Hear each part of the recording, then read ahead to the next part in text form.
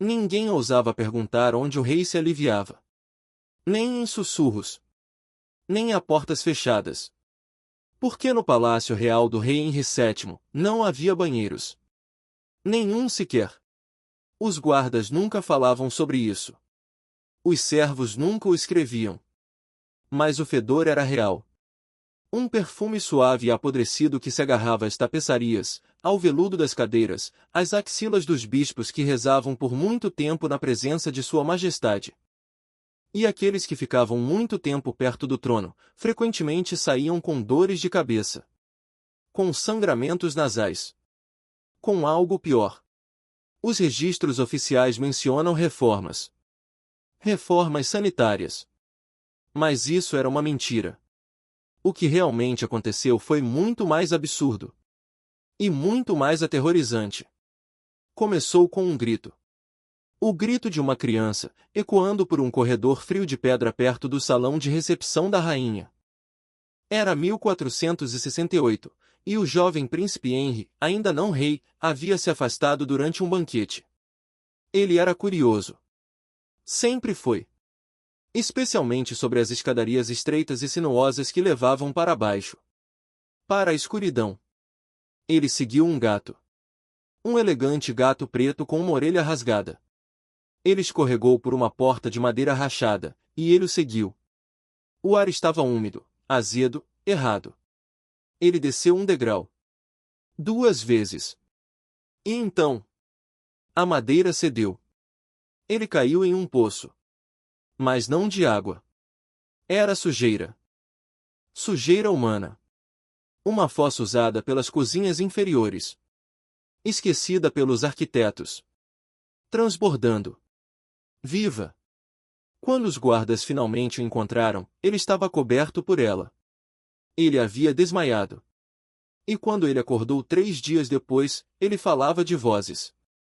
De olhos por baixo da lama. De mãos com dedos demais. A partir daquele dia, Henri VII acreditou que demônios viviam em banheiros. Que poços e latrinas eram passagens para o inferno.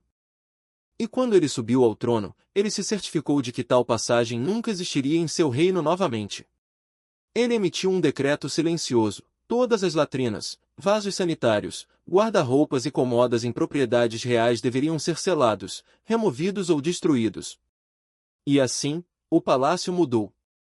Mas as pessoas ainda tinham corpos. E os corpos ainda tinham necessidades. Na primeira semana, os cortesãos sussurravam sobre isso como uma piada. Eles esperam que a gente o quê? Se alivie nas mangas? Eles riram. Até que viram a criada da rainha ser banida por carregar um penico. Até que um duque foi esbofeteado no rosto por urinar em um recanto do jardim. Até que o arquiteto real foi enforcado, por projetar uma casa de banho com um canal de drenagem. E então, ninguém riu. Em vez disso, eles se adaptaram. Nobres usavam mantos de veludo grossos que podiam esconder um filete de vergonha. Mulheres acolchoavam suas saias com linho, fingindo que as manchas eram tinta ou perfume. E os servos, os servos, começaram a colocar feno debaixo dos tapetes, substituindo-os diariamente em silêncio. Mas ainda assim, o cheiro crescia. Henri o chamou de evidência de devoção. Ele afirmou que aqueles que retêm seus dejetos são aqueles que dominam sua carne. Ele declarou o fedor uma oferenda sagrada, um símbolo de pureza através da abstenção. Ele parou de comer carne. Ele parou de beber vinho. Ele consumia apenas mingau de cevada e ervas sagradas, dizia-se que limpavam a alma e secavam os intestinos. Ele não defecava. Ou assim os escribas afirmavam. O bispo de York uma vez desmaiou em sua presença, oprimido pelo odor de uma sessão da corte no final do verão. E em vez de preocupação, o rei se ajoelhou ao lado dele e sussurrou: "Você é abençoado, pois os anjos inalaram sua fraqueza." Aquele mesmo bispo foi encontrado morto 3 dias depois. Seus pulmões enegrecidos. Seus lábios com bolhas. E ainda assim, ninguém ousava construir um banheiro. Nem mesmo um pinico. Eles temiam sua ira. Mas mais do que isso, eles temiam o que ele temia. A sujeira abaixo. O hálito do demônio. O olho no poço. Porque toda vez que alguém desobedecia, uma criada, um músico, um cozinheiro, eles desapareciam. Sem julgamento. Sem gritos. Sem sangue. Simplesmente sumiam. E às vezes, à noite, quando as tochas tremeluziam perto da capela real, você podia ouvir um som atrás do altar. Um som úmido e arrastado. Como algo subindo de um ralo esquecido. Mas isso é apenas o começo. Porque este rei não simplesmente se recusou a se aliviar. Ele remodelou o mundo em torno de seu medo. Transformou castelos em túmulos de podridão. E tronos em altares de dejetos. Inscreva-se no canal e fique conosco, porque o que aconteceu por baixo das tapeçarias vai te assombrar. O verdadeiro horror está apenas começando. Os primeiros a sofrer foram os pajens. Garotos de 12 anos, às vezes mais jovens, encarregados de seguir os nobres, recolher mantos, lavar roupas, acender velas. Mas agora, eles se tornaram algo completamente diferente. Absorventes. A vergonha não dita da corte caiu sobre seus pequenos ombros, suas mãos finas. Eles aprenderam rapidamente a reconhecer os sinais, uma mandíbula cerrada, uma quietude súbita, um olhar furtivo para um canto tranquilo. E quando isso acontecia, eles agiam rápido. Eles espalhavam panos. Eles abriam janelas. Eles sussurravam, não é nada, meu senhor, enquanto levavam a evidência. Um garoto, Emric, uma vez falou sobre isso em voz alta. Ele foi encontrado 2 dias depois, no jardim de ervas real. De bruços. Boca cheia de lavanda. Uma nota pregada em suas costas, que nenhum cheiro te traia. A rainha, a pobre Elizabeth de York, suportou tudo em silêncio. Ela havia crescido em meio a pinicos e ervas perfumadas. Ela nunca havia questionado o lugar deles. Mas agora, casada com Henry, ela andava por salões dourados cheios de sujeira invisível. Ela desmaiava frequentemente. Uma vez durante um batismo, uma vez no meio da missa. A cada vez, suas damas abanavam e lhe davam canela. Mas a verdade era que ela não conseguia respirar. Em particular, ela chorava. Em particular, ela implorava. Mas Henry apenas sorria. Ele acreditava que estava limpando o reino. Que, ao recusar o dejeto, ele estava elevando a corte à santidade. E assim os cortesãos seguiram. Uma nobre desenvolveu um método secreto, colocando camadas de penas de ganso sob sua saia, depois queimando-as ao anoitecer atrás da armaria. Outra cavou um pequeno buraco sob o tapete de seu quarto e o cobriu com uma tapeçaria de Saint-Denis, jurando que era um canal espiritual. Eles sussurravam sobre um homem, um estrangeiro, provavelmente francês, que uma vez construiu um assento de banheiro com espetos que perfurava qualquer um que se sentasse por muito tempo. Eles brincavam que o rei o havia encomendado.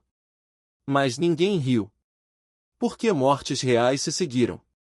Sir Lionel Woodford, conhecido por seus hábitos rígidos e língua afiada, começou a tossir em março. Em junho, ele estava vomitando sangue. Em agosto, suas entranhas se liquefizeram. Os médicos chamaram de podridão interna. Mas os servos sabiam. Eles tinham visto onde ele se aliviava, um armário escuro na ala oeste, forrado com palha. E eles tinham visto o mofo vermelho que rastejava ao longo de sua base. Eles disseram que ele respirava. Em 1503, um ano completo após a proibição, o palácio havia mudado. Tapeçarias estavam sempre úmidas. Cortinas fediam a mofo. A prata ficava verde da noite para o dia. E os ratos vieram. Não ratos comuns. Estes eram seres pálidos e inchados. Gordos por se alimentarem do que os outros não tocavam. Um servo afirmou que eles tinham olhos humanos. Outro jurou que os ouviu falar. Ainda assim, ninguém ousou desobedecer. Até o casamento do Visconde de Gloucester. Uma grande festa. 50 pratos. 2 orquestras. Um salão de rosas trazidas da costa sul. Mas calor, nervos e medo não se misturam bem. A noiva, Lady Elinor, desabou no meio da dança. Sua túnica encharcada, sua respiração sibilante. Ninguém a ajudou. Não até o rei acenar. A essa altura, era tarde demais. Seu corpo se esvaziou, violentamente, publicamente. E a vergonha indizível, ecoou mais alto do que qualquer trompete naquele dia. Ela foi enterrada ao amanhecer. Sem bênção. Sem menção. E Henry? Ele a declarou purificada. A corte ficou mais quieta. As sombras mais longas. Alguns nobres foram embora por completo. Fugiram para mansões no campo, citando doença ou luto. Mas aqueles que ficaram, eles aprenderam a andar de uma certa maneira. A comer menos. A não beber nada depois do pôr do sol. A fingir. A sofrer encantos. A manter baldes debaixo de suas camas e a rezar para que os ratos não os encontrassem primeiro. E durante tudo isso, o rei permaneceu orgulhoso. Suas vestes sempre impecáveis. Seu sorriso apertado. Seus olhos, sempre observando. Porque ele sabia. Ele também sentiu o cheiro. E naquele cheiro, ele viu a salvação. Mas a salvação para um homem, significou o inferno para todos os outros. O que aconteceu em seguida seria registrado apenas uma vez, em um volume perdido do livro de registros do mordomo real, nunca publicado, nunca preservado. Ele falava de morte. De paredes que suavam.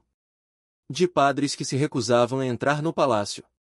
E de um quarto, selado para sempre, onde algo começou a se mover debaixo do chão. No início, as conversas eram sussurros. Elas começaram após o pôr do sol, quando os sinos da capela soavam ocos e ninguém se atrevia a acender a segunda tocha. Henry se retirava para a biblioteca real, sozinho, embora ele não lesse mais. Em vez disso, ele ficava no canto ao lado da lareira, onde a pedra estava rachada e úmida. Lá, ele murmurava para a parede. Não em oração. Nem em loucura. Mas como se alguém, ou algo, estivesse respondendo. As camareiras aprenderam a esperar até o amanhecer para limpar o quarto. Uma que entrou mais cedo encontrou a lareira cheia de pergaminho molhado, queimado nas bordas, mas ainda legível. O texto não era latim nem francês. Suas curvas eram desconhecidas, como se desenhadas por mãos trêmulas ou em uma febre. Ela levou um pedaço para a rainha. Aquela criada desapareceu 2 noites depois. As damas da rainha afirmaram que ela havia fugido, mas seu rosário foi encontrado enrolado no ralo debaixo da bacia de lavar da rainha, embora a bacia não tivesse sido usada por semanas. A própria rainha havia mudado. Seus olhos, antes brilhantes, agora estavam circundados por sombras. Ela havia começado a falar baixinho consigo mesma, sempre em pares de frases, como em uma chamada e resposta. Uma vez, um escriba relatou tê-lo ouvido murmurar: a carne limpa apodrece mais rápido. A carne limpa canta. O escriba deixou a corte no dia seguinte, quebrando seu voto de serviço e abandonando sua família. A podridão se espalhou. Portas começaram a grudar. Não de umidade, mas de saliências macias atrás da madeira, como se as próprias paredes tivessem começado a inchar. No corredor leste, retratos de reis anteriores formavam bolhas sob o verniz. Rostos se esticavam. Uma tela se rompeu durante a noite, revelando uma camada de ossos pintados sob a pele do sujeito, um detalhe que nenhum artista da corte jamais admitiu. As cozinhas ficaram quietas. A comida estragava mais rápido do que podia ser servida. O cheiro de mel se tornou azedo. O sal atraía moscas. Até a prata manchava antes que os pratos chegassem ao salão. E, no entanto, o rei ordenou mais banquetes. Não para si mesmo, ele mal comia, mas para seus cortesãos. Cisne assado. Tartes de enguia. Vinho quente preparado com cravos podres e raiz amarga. Ninguém recusou. Não mais. Recusar era ser notado. E aqueles que eram notados desapareciam. Eles não morriam. Pelo menos, não onde alguém pudesse encontrá-los. Em vez disso, uma nova tradição surgiu, o retorno envolto. A cada poucos dias, um pequeno grupo de guardas carregava algo embrulhado em veludo para as criptas. sempre veludo. Sempre em silêncio. Uma vez, um canto escorregou, revelando que parecia ser um membro humano, não em decomposição, mas invertido. A pele virada para dentro. A carne limpa, rosa, como uma fruta descascada. Henry sorria mais frequentemente agora. Ele passou a usar anéis de osso, não esculpidos, mas moldados. Seus dedos incharam, as juntas atadas como raízes.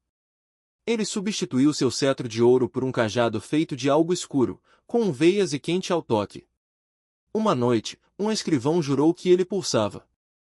O pintor da corte foi convocado.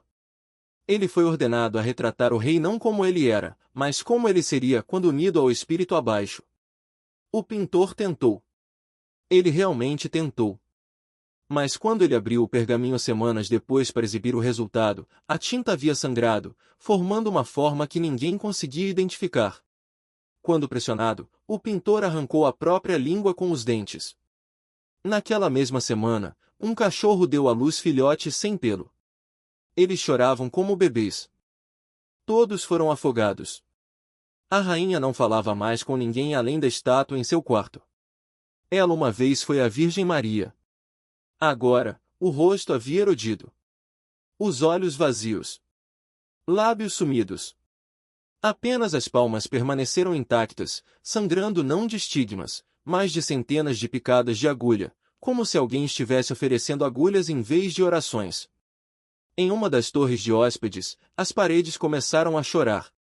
Um fluido pegajoso escorria da argamassa. Uma nobre de Navarra tentou fugir, ela foi encontrada nos portões, nua, sua pele pintada com excremento e cinzas, falando em línguas que se transformavam em gritos no meio de cada palavra. O rei realizou um sermão naquela noite. Ele ficou no topo do velho estrado, descalço, com as vestes sujas, e proclamou que a era da retenção havia chegado. Ele declarou que a sujeira era virtude. Que o alívio era pecado. Que o corpo, inchado de recusa, ascenderia como um todo, inchado e sagrado, em chamas e glória. Os cortesãos assentiram. Alguns choraram. Outros se contraíram, punhos pressionados contra o estômago, com medo de que até um tremor pudesse marcá-los para castigo. Um cavaleiro desabou no meio de um canto.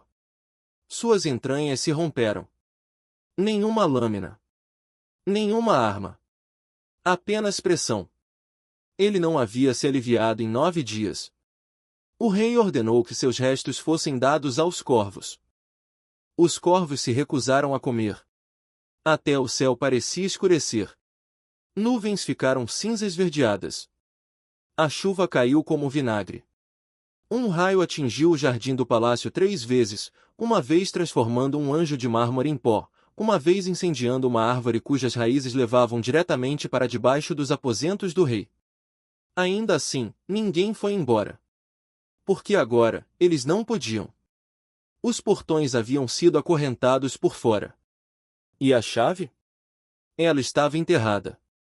Em algum lugar debaixo da sala selada na ala oeste. Debaixo do tijolo. Debaixo da cal, debaixo da coisa que não dormia mais. A rainha tentou mais uma vez escapar. Não foi uma tentativa dramática. Nenhum cavalo roubado, nenhuma escada de lençóis. Ela simplesmente pediu uma caminhada, apenas uma curta, pelo caminho de lavanda ao lado da capela norte. Era primavera, ela disse. Ela sentia falta do cheiro da grama. Eles permitiram. 4 guardas caminharam atrás dela. Um carregava uma tocha, embora fosse meio-dia. Outros 2 sussurravam salmos. O quarto, um garoto não mais velho que 16 anos, segurava uma corda, amarrada frouxamente em seu pulso, como uma criança em uma coleira. Eles chegaram ao jardim da capela. A rainha se ajoelhou. Ela não falou. Apenas estendeu a mão e tocou a terra. E gritou. Não alto. Não agudo. Mas longo, um único e baixo gemido que não parou até que a tocha se apagou e o solo começou a fumegar. Ela havia colocado a mão em um pedaço de chão que se contorcia sob seus dedos. Não vermes. Nem raízes. Algo mais. Algo quente. Eles a carregaram de volta inconsciente. Naquela noite, o rei decretou que ninguém mais deveria entrar no jardim da capela. As portas foram seladas com piche. Um candelabro derreteu no cadeado. Os guardas foram executados. Todos os 4. Até o garoto. A rainha não se levantava mais da cama. Seus lençóis ficaram marrons. Seus olhos afundaram. Seu corpo, intocado por semanas, começou a inchar. Ela nunca se sujou. Eles verificavam. Todos os dias. Não havia nada. Nada saía. Ela estava vazia e ainda assim se expandindo, como o palácio. O rei não tinha mais corte. Ele agora se sentava sozinho no salão, o trono erguido acima de um chão coberto de tapetes tão manchados que brilhavam em preto. Ao redor dele, nobres ficavam imóveis, com medo de respirar. Alguns tinham amarrado panos nas pernas. Outros sussurravam mantras para permanecerem contraídos. Um conde da Borgonha havia costurado sua própria saída, literalmente, com um fio de ouro. Ele morreu no 3º dia, não de infecção, mas de riso. Histeria selvagem, ofegante. Ecoou pelo salão até que o rei se levantou e beijou sua testa. Os lábios do rei deixaram uma marca. Na manhã seguinte, o cadáver havia sumido. Em seu lugar, uma pilha de sal quente e um único olho que não piscava. A essa altura, a ala oeste pulsava à noite. Não com som, com pressão. Você podia senti-la através de suas botas, através das lajes, através das solas de seus pés. Como se algo enorme estivesse respirando logo abaixo, seus pulmões do tamanho de porões, sua garganta forrada com tijolo e sujeira. Uma serva disse que ouviu chamar seu nome. Ela derramou cera fervente em seus ouvidos.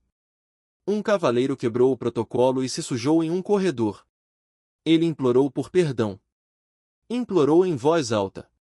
O rei o perdoou. Mas mais tarde naquela noite, eles encontraram um homem pendurado por suas próprias entranhas, que haviam sido amarradas na forma do selo real. Ainda assim, ninguém foi embora. Os portões permaneceram acorrentados. As estradas cheias de mato. Cartas enviadas nunca retornaram. Até os corvos haviam partido. O rei começou a pintar. Ele não usava pincel, apenas seus dedos. As paredes do grande salão ficaram escorregadias com imagens, espirais, olhos, bocas abertas. Símbolos que giravam levemente a cada noite, não importava quão imóvel fosse a pedra. Ele falava agora apenas com o chão. Dirigindo-se a ele como mãe. Chamando-o de o poço divino. Ele lhe pedia por visões. E ele as entregava. Ele começou a sonhar de olhos abertos. Ele via túneis sob o palácio forrados com bocas. Mãos se estendendo para cima do solo, segurando nada. Ossos em forma de chaves. Uma cidade construída de dejetos.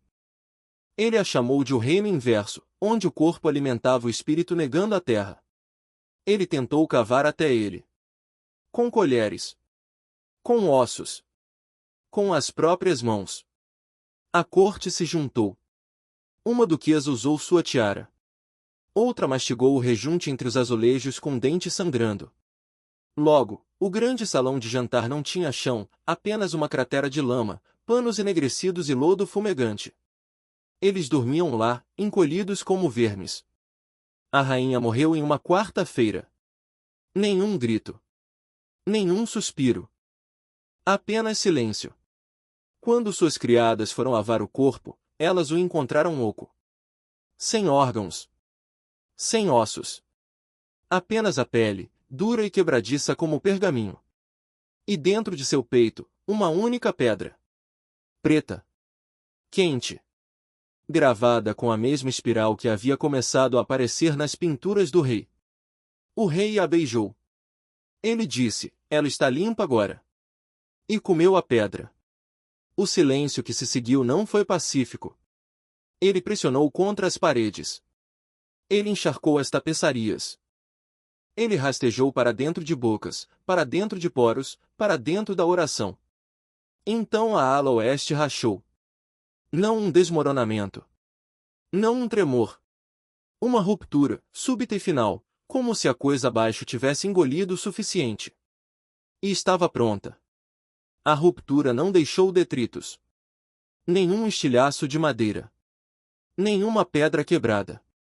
Apenas uma ausência, um buraco onde antes havia corredores, escadarias, tapeçarias, uma capela, 3 antessalas e uma dúzia de servos. Sumiu. Não desabou. Sumiu. O rei ficou na beira. Ele não usava sapatos.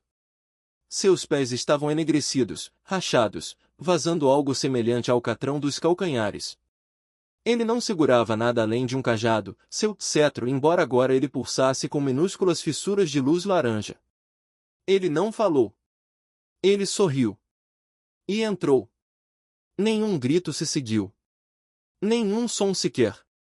Ele caiu silenciosamente na escuridão, as vestes tremulando uma vez, como asas feitas de renda podre. Uma respiração depois, o buraco se fechou. Sem costura. O mármore se fechou como pele ao redor de uma ferida. Ninguém se moveu. Nem naquele dia. Nem no dia seguinte. Um silêncio mais profundo que o medo pairou sobre a corte. O quarto da rainha foi trancado e nunca mais reaberto.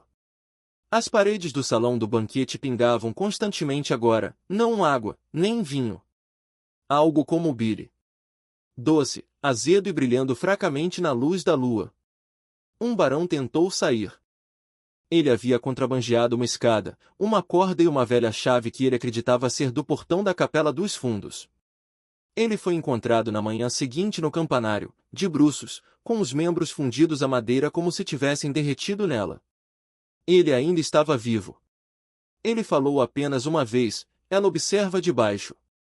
Então arrancou os próprios lábios com os dentes. O resto aceitou seu lugar. Não por lealdade. Nem fé. Mas inevitabilidade. Eles começaram a se vestir com túnicas de tecido áspero, encharcadas em óleos. Eles pintaram símbolos em suas testas usando o que quer que vazasse das paredes. Eles pararam de comer. Eles pararam de falar. E eles esperaram. A cada 7 dias, um canto era ouvido, não dos cortesãos, mas de baixo. Um coro. Profundo. Espesso. Como se o melaço pudesse cantar. Ele repetia uma frase: conter. Conter. Conter. Então, silêncio. No 13º dia, o poço retornou. Não quebrou a pedra desta vez. Ele cresceu a partir dela. Como uma bolha. Um único monte preto se formou no centro do salão do trono. Liso. Úmido. Quase macio. Cortesãos se aproximaram. Um estendeu a mão para tocá-lo, e foi puxado para dentro. Não violentamente. Lentamente. Como afundar em xarope. Ela não lutou. Eles construíram um altar ao redor dele. O trono foi desmantelado. Seu ouro reaproveitado para forrar a base do monte. O velho estandarte real, leão sobre vermelho, foi mergulhado na última água de banho da rainha e pendurado acima dele. Eles rezavam agora. Não há Deus. Mas para o poço. Eles ofereciam-lhe presentes, dentes quebrados, unhas, mechas de cabelo, velas gastas, textos sagrados com a tinta raspada e substituída por glifos em espiral. Cada oferenda desapareceu. Ninguém limpava mais os pisos. O fedor, outrora insuportável, tornou-se sagrado. Eles o chamaram de o hálito das profundezas. Um duque afirmou que ele curou suas úlceras. Outro insistiu que tinha visto seu filho morto nas dobras de uma névoa que subia. Os pajens mais jovens rastejavam nus pelos azulejos, com os olhos arregalados, bocas abertas, sugando os vapores como se fossem leite de um fantasma. Ainda assim, ninguém defecou. Nunca. Seus corpos incharam. Veias saltavam. Barrigas arredondadas com um orgulho grotesco. Era um ato de adoração agora, segurando tudo, até que o espírito florescesse através da pele. Uma nobre se rompeu durante a missa. Ela explodiu, não com sangue, mas com mel. espesso, escorrendo. Moscas se reuniram instantaneamente. O poço absorveu silenciosamente, como se já estivesse esperando.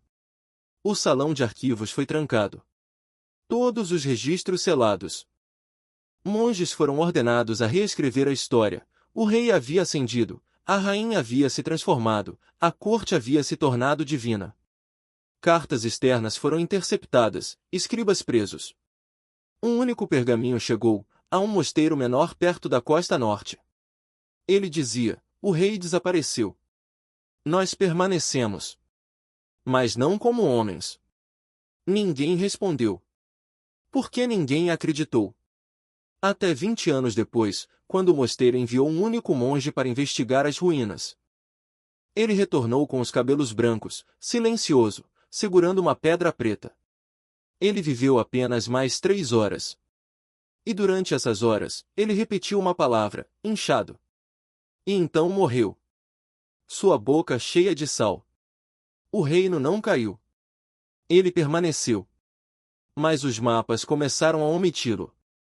Viajantes falavam de uma região que não podia ser acessada, estradas que se curvavam sobre si mesmas, florestas que se tornavam densas da noite para o dia, rios que secavam quando se aproximavam. Ninguém se lembrava do nome do rei. Não exatamente. Mas alguns ainda sussurram sobre um palácio que respira. Um monte que ouve. E uma maldição que começa com o silêncio e termina com o inchaço. Séculos se passaram. A linhagem real foi dada como extinta. Genealogias pararam. Títulos foram redistribuídos. Uma breve guerra foi travada sobre a terra, ou melhor, sobre a memória dela. Mas o solo não segurava uma bandeira. Nenhum acampamento sobrevivia mais de uma semana.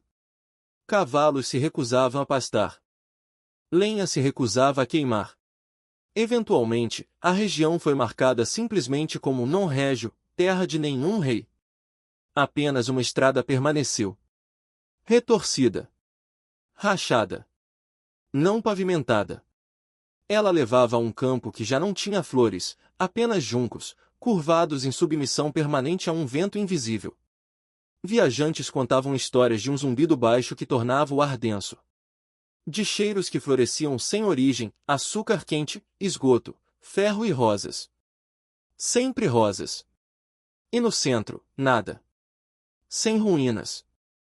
Sem pedra. Nenhum vestígio de muro ou torre. Apenas grama. Mas por baixo. Em 1847, uma equipe de topógrafos da Royal Academy chegou para avaliar a Terra para a expansão de ferrovias. Seus instrumentos falharam imediatamente. Bússolas giravam. Cavalos se recusavam a se aproximar. Um homem, um cartógrafo júnior, vagou sozinho para a frente. Ele retornou antes do pôr do sol. Nu. Tremendo. Olhos brancos como leite. Ele falou apenas uma vez, eles se fizeram ocos. E caiu morto. A autópsia não revelou nada. Exceto isto, suas entranhas tinham sumido. Não cortadas. Não em decomposição. Sumidas. Seu corpo havia se rearranjado para acomodar o vazio.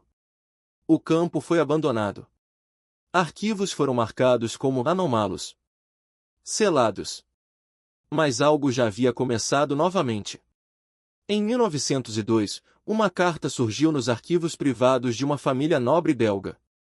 O pergaminho era rígido, perfumado. Não tinha assinatura. Mas o selo era inconfundível, a espiral. Dentro, apenas uma única frase: o silêncio mudou. E com ele, os sintomas também. Primeiro em Londres. Uma onda de cultos de autocontenção se espalhou por salões aristocráticos. Seus membros se recusavam a comer, se recusavam a tomar banho, se recusavam a falar. Uma baronesa foi encontrada em sua cama, inchada e sorrindo, seu estômago zumbindo fracamente. O agente funerário enlouqueceu. Em Paris, uma socialite vomitou pedra em um jantar, polida e quente, esculpida com símbolos fracos. Ninguém se moveu para ajudá-la. Eles se curvaram. Em Roma, uma ala inteira da biblioteca papal foi fechada para fumigação. Mas os sussurros diziam que um padre havia encontrado um manuscrito no encanamento, com tinta de bile, datado de 1313, intitulado De Sacro Intestino, da Sagrada Entranha. Ele nunca mais foi visto. O que começou em loucura retornou em mistério. Mas uma coisa nunca mudou: a ausência. Não a morte. Não a destruição. Mas a remoção absoluta do que um dia foi: órgãos, nomes, nações. O buraco sempre retorna. E o zumbido? Ele cresce. Em 1971, um caminhante no norte da França gravou um som subterrâneo, um baixo e rítmico pulsar debaixo de um velho pomar. Ele morreu semanas depois de prolapso retal espontâneo. Seu gravador continuou zumbindo muito depois que a bateria acabou. Eles o enterraram em chumbo. Ainda assim, ele zune. Hoje, nenhum vestígio do rei permanece. Nenhum monumento. Nenhum túmulo. Mas no livro negro da Abadia de Torne, uma nota final foi rabiscada na margem de um mapa do tempo, entre um esboço de entranhas e uma coroa: nós o seguramos por muito tempo. E agora, ele nos segura. O castelo não era mais apenas fétido. Estava vivo. As paredes choravam com uma umidade que ninguém conseguia rastrear.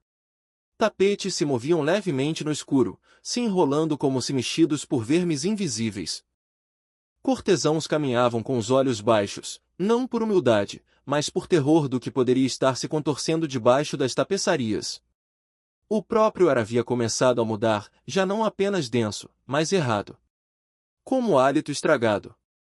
Aqueles que haviam ficado durante o inverno agora pareciam mais velhos do que a estação deveria permitir. Pele de papel, lábios rachados. A constipação era a menor de suas aflições. Um médico chamado Dr. Everard, importado de Praga sob o manto da noite, teve permissão para examinar os salões inferiores. Ele durou 3 horas. Quando ele emergiu, suas luvas estavam manchadas de preto, e ele se recusou a falar por dias. Só mais tarde, para um escriba em confiança, ele confessou: não é podridão. É crescimento. Não decadência, uma transformação. O que eles chamam de o ar está fermentando. E há esporos. Na pedra. Por baixo dos quartos. Movendo-se. O rei, enquanto isso, não saía de sua câmara há 5 semanas. Sua cama, supostamente, era forrada com pedras polidas, não palha, para evitar que as entidades cavassem para cima. Servos sussurravam que ele não dormia mais, mas ficava sentado, com os olhos arregalados, murmurando orações mais antigas que o latim. As janelas foram pregadas. O pinico, uma relíquia de ouro dada por um duque polonês, permaneceu sem uso.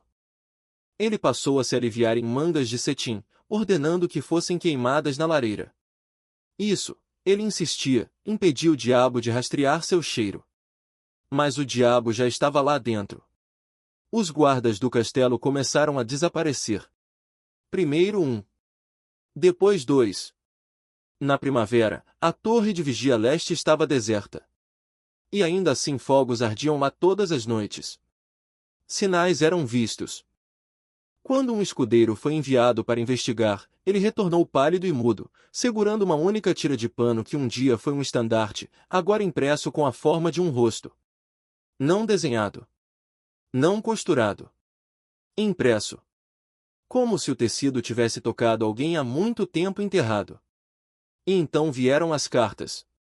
Elas foram encontradas no pátio, embrulhadas em linho manchado de estrume. Sem endereço, mas inconfundivelmente para o rei. Ele as leu. E chorou. Testemunhas afirmam que ele sussurrou apenas uma frase: eu estava certo em temê-los. Ninguém jamais soube o que estava escrito. As cartas foram queimadas, e as cinzas trancadas em uma caixa de prata sob o altar da capela real. Um monge que as tocou perdeu 2 unhas na manhã seguinte, ambas ficaram pretas e quebradiças. Ele afirmou ouvir gemidos das cinzas, especialmente depois do anoitecer. Mas até os gemidos teriam sido uma misericórdia em comparação com o que veio em seguida. Porque em abril daquele ano, o corpo da rainha foi encontrado, encolhido em uma bacia de pedra destinada à água benta, despojado de sua coroa, com o rosto congelado em uma expressão de horror eufórico. Seu estômago distendido. Sem feridas. Sem sangue. Apenas um odor que limpou o salão em segundos. O rei não compareceu ao seu enterro. Ele disse que ela havia sido reivindicada, não por doença, mas pelos que se levantam. Ele não lhe deu lápide. Apenas uma laje de pedra gravada com as palavras: retorno não é renascimento. A essa altura, ninguém usava os corredores. As camareiras fugiram. Pajens desapareceram. E o próprio rei começou a falar em línguas, não em sono, mas enquanto olhava diretamente para as pessoas. Ele as chamava de receptáculos. Ele se recusava a olhar em espelhos. Ele afirmava que seu reflexo havia mudado. Em maio, o castelo havia se tornado uma casca. Apenas o rei permaneceu, e o sussurro. Ele vinha das paredes agora. Suave. Rítmico. Como um pulso. E por baixo da alvenaria, sempre o som de um gotejar. Mas não havia canos. Nem esgotos. Nem ralos. O castelo não tinha nenhum. Porque banheiros eram proibidos. Se esta história te perturbou, você não está sozinho. Inscreva-se em Pesadelos Medievais para mais contos de realeza distorcida, relíquias amaldiçoadas e horrores esquecidos enterrados no tempo. E não se esqueça de assistir às outras histórias verdadeiras que acabaram de aparecer em sua tela, se você ousar.